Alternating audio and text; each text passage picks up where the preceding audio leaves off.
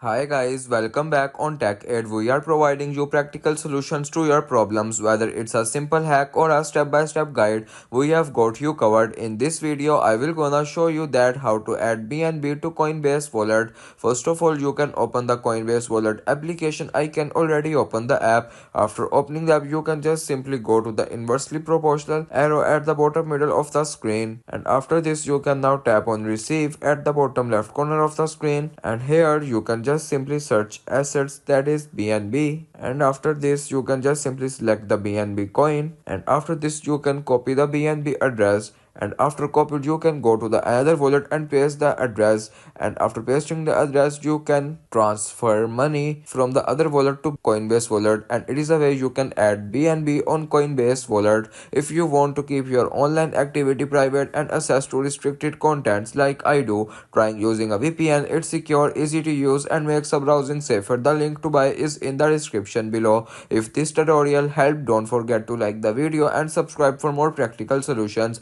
Got questions or need extra help? Drop a comment below and we will be happy to assist. See you in the next one. Thanks for watching.